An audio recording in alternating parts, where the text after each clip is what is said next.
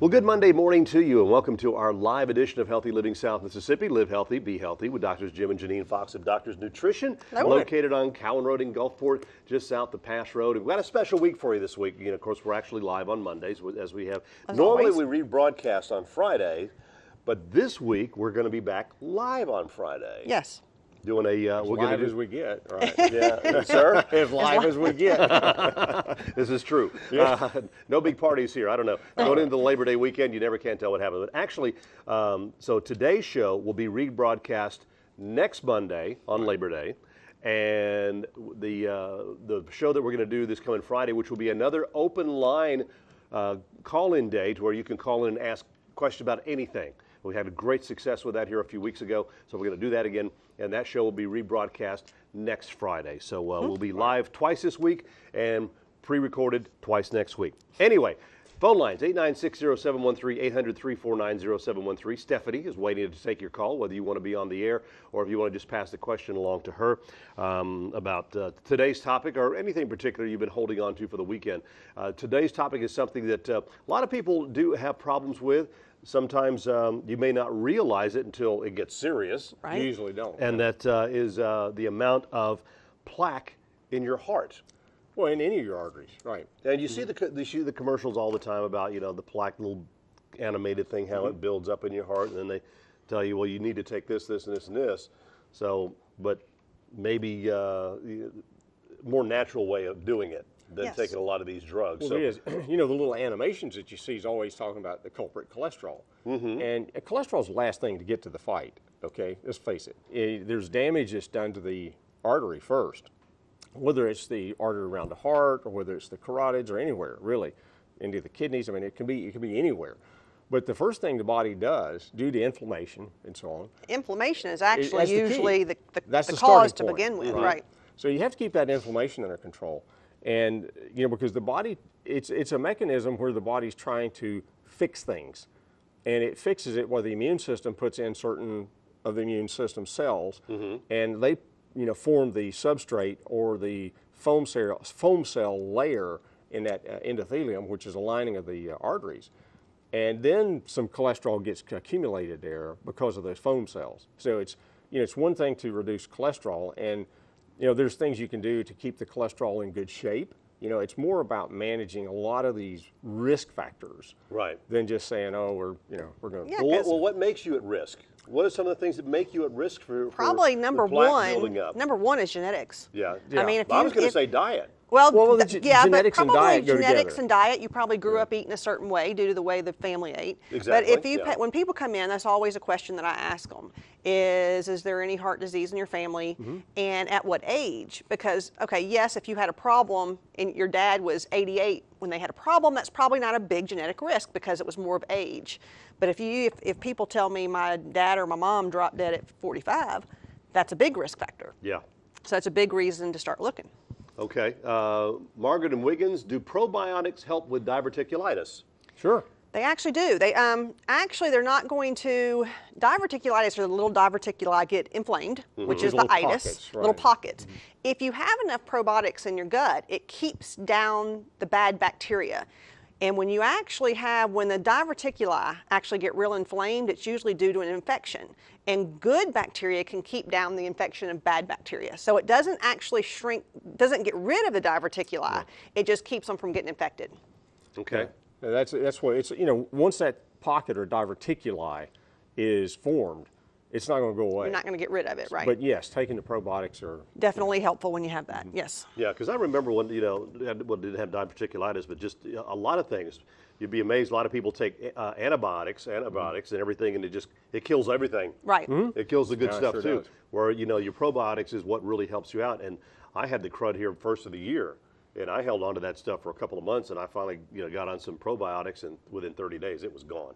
Right. Yeah. Like I said, probiotics are just good for overall health in the immune system, so it does keep down the infections in the diverticuli. Okay. Certainly does. Thank you very much for your call, Margaret. So we're talking about plaque building, risk factors. That one too. That too. Yeah. Sorry, it's Monday. My lips aren't got their workout yet. Yep. So, and it's on genetics. Genetics is a big one. Big thing. A lot of it has to do with what we eat. And yes, that goes because hand in hand with one of genetics. the other biggest ones is diabetes. Yes. And because they know that, or pre-diabetes. So it's actually a sugar handling problem. There's no doubt that if you don't handle sugar properly, you're actually more at risk for damaging the arteries. Yeah. And when you damage the arteries is when you build up plaque. And of course, Mississippi #1 in the number of diabetes and obesity. Right. We're #1 in something. Yeah. Well, hey. Because of the age, you always talk about basically the glycation. Yeah.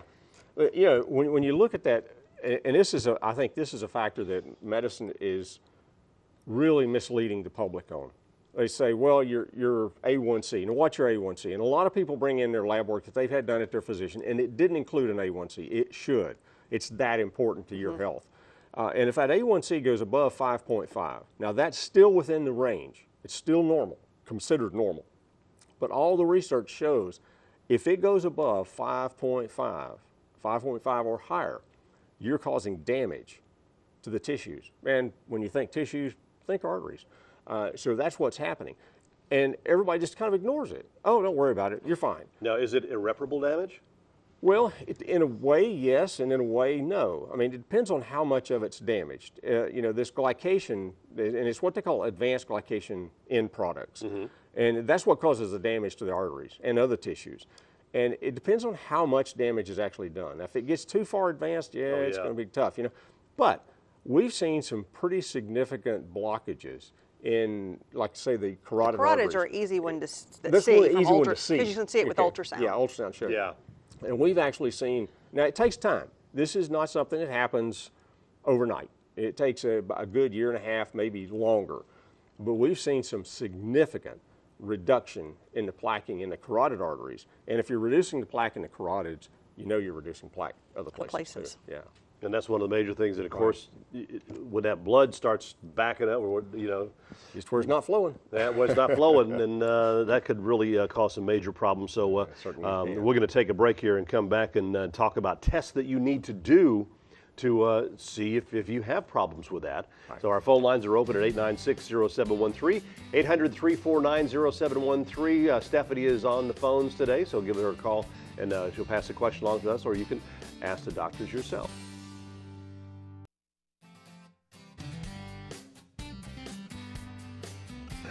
Welcome back to our Monday morning live edition of Healthy Living South Mississippi. Live healthy, be healthy. If you only knew some of the conversations that we have in between. That's why it's so much fun. But anyway, our phone lines are 896-0713, 800-349-0713. Stephanie is on the phone lines this morning. If you have a question for the doctors regarding today's subject, or for any subject for that matter, you're welcome to call in. If you don't want to be on the air, you can pass it along to her, and she'll be glad to pass it along to us, or you can ask the doctors personally. But we're talking about reversing plaque in your heart, in your arteries, things that cause it, what puts you at risk, diet, genetics, a lot of them. And there are tests that can be done. You mentioned the ultrasound thing.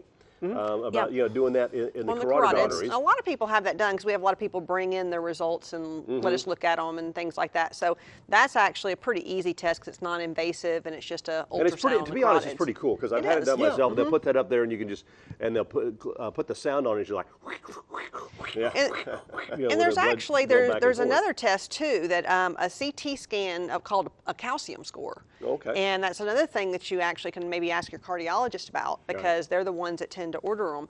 But it actually looks at the calcium in the arteries buildup. And if you have calcium buildup, you are probably having plaque. So the heart is not as easy to look at as the carotids, but there is that test available too. And then on blood work, of course, which is what we do a lot of. Cholesterol alone is not the problem. You want to look at your particles. And when the particles are real small and you have real high amounts of the real small particles, it makes you at higher risk. And so a lot of people are lowering their cholesterol thinking they're doing good and they're not at risk, and you can still see high particles even if the cholesterol is normal. So that's, they even say that half of all people that have heart attacks have normal cholesterol. So that is not your only factor, which is what most people say, oh, well, that's good, so I'm good. Well, not necessarily. So one of the big things, I think, is one of the highest risks that I've seen is triglycerides. When people have high triglycerides, they definitely tend to be at increased risk for heart disease. And the research backs that up. And it does. Yeah. Wade from Wiggins has a question. What foods can I eat to reduce my plaque buildup in my arteries? It's more about what not to eat. Right, what not to eat sugar and sugar. things that turn to sugar, but there are garlic. Has had some pretty decent research. Right. Garlic and pomegranate are probably two of the big foods I've seen some research on helping plaque in the arteries. So that's one of the big ones. And actually K2, things that have K2 in it, which unfortunately our diet is very lacking in K2. Now we have just this weekend, if you ferment your own food, I mean there's a lot of stuff coming out about how if you ferment your own food and eat one portion a day, that actually gives you the K2 needed to actually help with plaque in the arteries as well. But you actually, a lot of times your regular store-bought fermented foods has been pasteurized. So it's killing a lot of the bacteria that actually tends to make the K2, because a lot of times K2 is made by bacteria. Most of it is. Yeah, so there are things that you can eat in the diet that help, but like I said, garlic and pomegranate are two of the biggest foods that probably are well known that we eat. I probably could put garlic in everything that I cook. Oh, yeah. And real garlic is better. Whole garlic is better. When it hadn't, once you slice it, it loses some of its actual properties. So when you get unfortunately, it's real convenient to get the little jar that already is sliced up, but you're probably not going to get as good properties as if you take your own normally garlic. when I do get that, I always get the one that says organic. Yeah, garlic but even then, it's been sliced already. Right. You want, your best bet is to take a whole clove and chew it up raw. That's your best bet. And people stay away from it. You are going to stink, but I mean, that is your... You'll lose a lot of, Exactly, but that is the best way. You find out who your friends are. But Wade was talking about food specific. One of the biggies is getting foods that contain K2. Now that's going to be your grass-fed butter, okay? Not just your regular butter. And if it says organic, that doesn't mean anything to you. It's got to be grass-fed. It's got to be grass-fed. Kerrygold's one that comes to mind. It's one of the few that you can find around here. And the other things that you can do is your grass-fed animals. If you're going to eat chicken and beef, you need to make sure that they're grass-fed. Free range chickens. Free range. Yeah. And I was talking to somebody recently, and they're eating their wild game meat. In other words, deer. And I asked the question, because I know the answer, are you feeding them? Sure. I got 2 or 3 feeders set up. And what are you feeding them? Corn. Corn. And it's genetically modified corn. So you're taking that animal that would be that wild game that would be wonderful meat and wonderful fat, actually would contain some K2 and so on in it. And what you're doing is you're changing it metabolically so they have more of the bad omega-6s in them. So you might as well go to the grocery store, buy a piece of beef. And save yourself some money. Don't feed them that. Grow, if you're going to do something for you, if you deer hunters are listening, grow a food plot. Put the food out so they can eat it wild. Don't just feed them corn. No. Like I say, that's the worst thing you can do if you're a deer hunter. I promise you. Now, what if you have a corn field? Well, only if it's organic corn that's not genetically modified. And still, you don't want huge amounts of corn because that's not tend to be what they eat in the wild. Right. You're better off with a lot of your greens and acorns. Like you said, your food plot. Acorns. Yeah, you got oak trees. Oh yeah, I mean so that's you the just best. want it to be as natural as possible. But they have shown that the composition of the animals are changing because of what they're being fed. Right.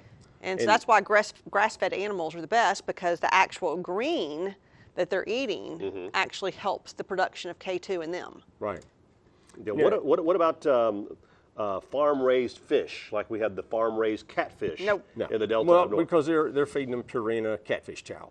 They're also feeding them genetically modified genetically grains. modified corn and everything else. And so you want wild caught. And around here, there's no sense in anybody eating something that's not wild caught. Yeah. We're in an area that you can get wild caught fish. I mean, you can go to any of the markets and any of the seafood places around here, and they'll have fresh fish that came in. So there's no sense in eating farm-raised fish around this area. Yeah, you're going to pay a little bit more for it, but in the long run, it's a lot better for you. Oh, definitely. It really is. And or go out and catch it yourself. That's right. It's more fun. Exactly. Exactly. Go fishing.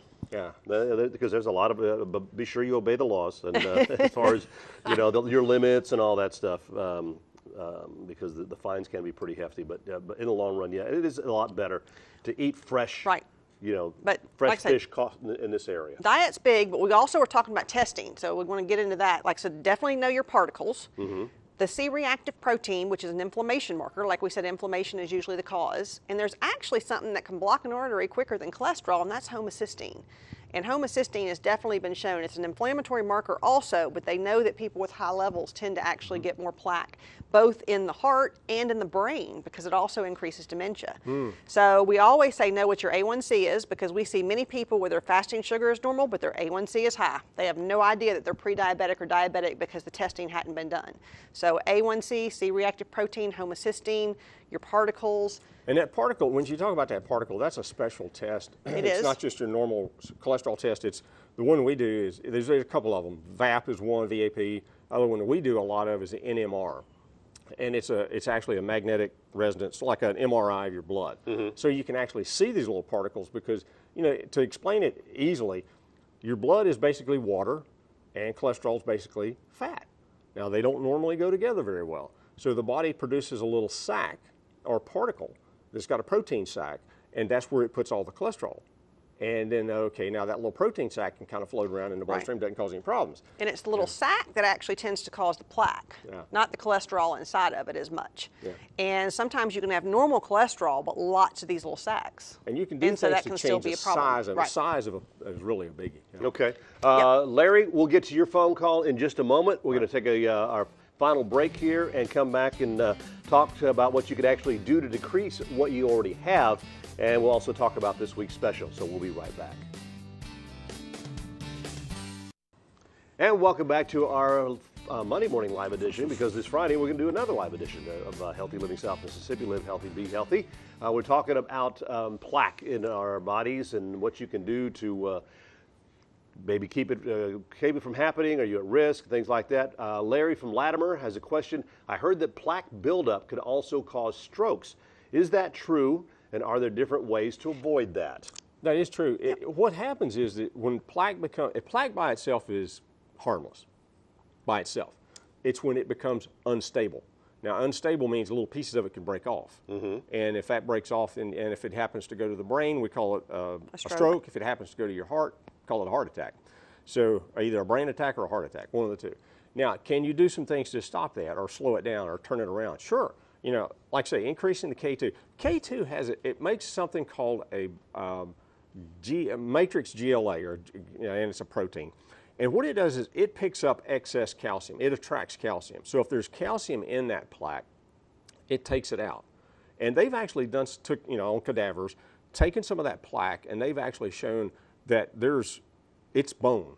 I mean, it's starting to develop bone in that plaque. Wow. It's that dense. Right. And so you can pull that out. Now, once you pull out the calcium with like the matrix GLA protein that's made with K2, then you have to do something to, okay, let's get this underlying plaque thing fixed up. And that's when you start doing things like the nattokinase. And that's what I think Larry's question is more about. Yeah, and we're going to be, this whole segment, we're going to talk about things you can do. But our special this week, we'll go ahead and talk about that, because it's about one of the things that's actually one of the best stroke preventions you can do, and that's not nattokinase. It's actually an enzyme from fermented soy cheese to where it Back to that fermentation thing again. And it actually does help with dissolving the plaque once the K2 actually pulls the calcium out. Right. The other is bioactive K2. And one of the things we did want to stress is you really shouldn't be taking calcium and vitamin D without taking K2. And that's one of the problems, unless you're on Coumadin. That's the only people that shouldn't do it. But that is one of the things that we wanted to stress at the show as well. Right. Okay. Pamela from Poplarville, good question. Are the risk factors for plaque buildup different for women than they are for men? There are some different risk factors. For one, actually, after menopause, if you're on synthetic hormone replacement, that definitely increases your risk. Lack of exercise is another one that we haven't mentioned, but definitely increases your risk. Being overweight. Actually, being obese or overweight definitely increases your risk. And a lot of those are risk for both men and women, and of course smoking is a big, big risk for both. So there's a lot of risk for both, but like I said, women for years, they used to say didn't have as many heart disease, and now they're saying they do, and they have a lot of times it goes unnoticed.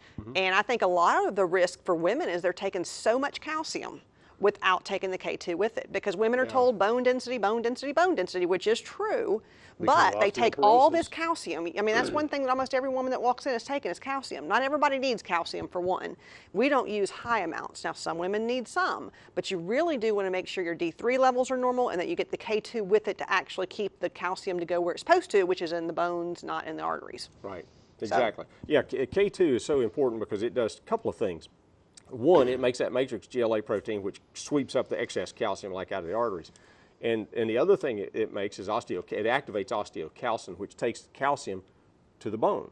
So you want to make sure it's going in the right place. If you're just taking, and matter of fact, about a year and a half, maybe 2 years ago now, there was a study that came out that showed that females who took calcium by itself, just extra calcium, and excessive amounts, like over 1,000, 1,500 milligrams per day, 30% greater risk for developing heart disease. Right, and I think it is because the women are probably a lot at risk because of that unopposed calcium, right, which they've just been drilled in their head for years to take calcium, but they really need to look at all the factors.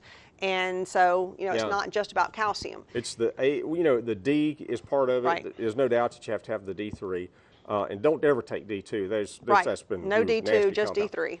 And there's also that K2. Now, K2 is the unknown factor, so to speak. I mean, because everybody's heard about calcium and heard about D. You haven't heard about K2. You really need to, because it is so important. So when somebody comes up, I know we're coming on the end of the show, and what can I do?